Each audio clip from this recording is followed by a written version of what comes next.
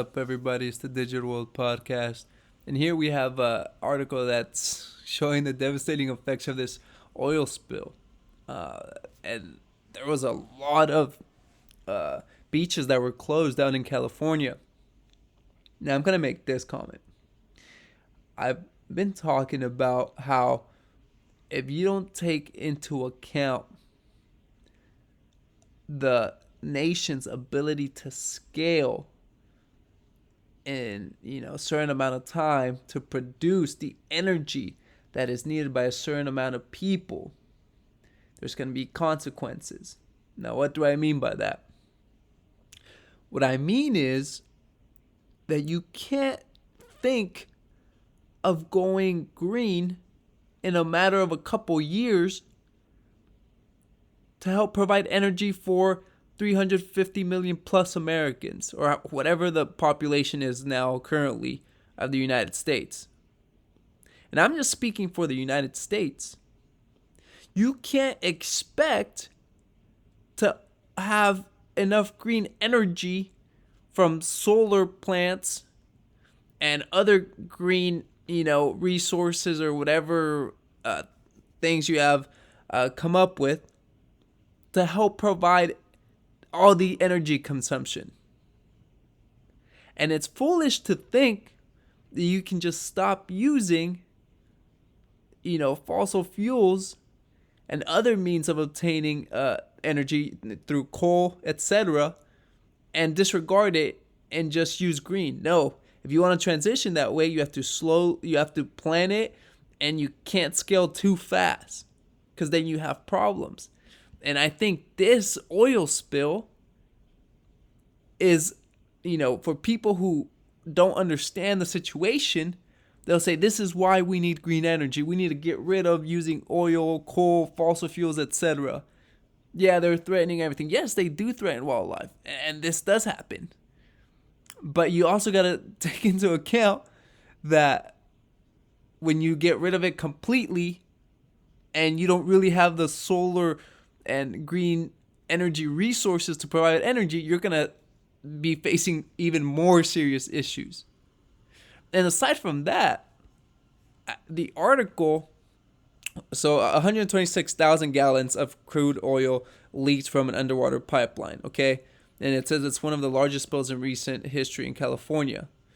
It says that it originated from a 17.5-mile pipeline located 80 to 100 feet beneath the surface of the coast. And they do say that they believe, let me see here if I can find it, that it was an anchor that might have ruptured one of the pipes, okay? I can't, let's see, where is it? Well, it's somewhere, I can't seem to find it here. Oh, there it is. Authorities are also looking into whether a ship's anchor may have struck a pipeline on the ocean floor, causing the major leak of crude. The head of Amply Energy said divers examined more than 8,000 feet of pipe and were focusing on one area of significant interest. Okay, so we're looking into it. It could have been an anchor from a ship, but that's the assessment phase right now. So if it happens to be an anchor from a ship, well, oh, what a coincidence, huh?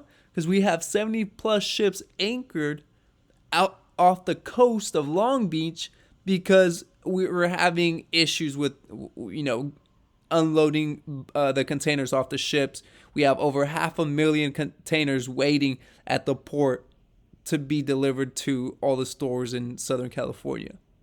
500,000.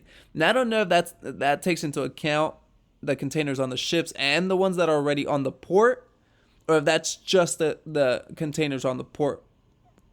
Regardless of the case, you still have 500,000 containers that are waiting there.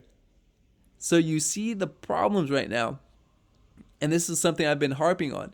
So it's not only, people are going to call for getting rid of these fossil fuels and for, a green economy because of this. Because obviously this looks bad. And it is bad for wildlife. I'm not minimizing that by any means. But also you can't minimize the consequences of completely cutting off these resources, because then we're going to go into an energy crisis like Europe. And I'm going to do another video on that. And so, I mean, folks, There's just like one thing after another. But and there's a lot of factors at play here. It's not just one thing. And people need to realize that. And I mean, this is going to take years to probably clean. And the wildlife will be heavily affected. But, you roll with the punches, but you got to really take into consideration all factors. And like George Gammon quotes Thomas Sowell that says, there's no solutions, there's only trade-offs. And that's a great quote. You just ponder and think about that. I hope this episode has brought you some value. Like and subscribe. Comment below. Let me know your thoughts. I like hearing from you guys. This is the Digital World Podcast, and I'll see you in the next episode.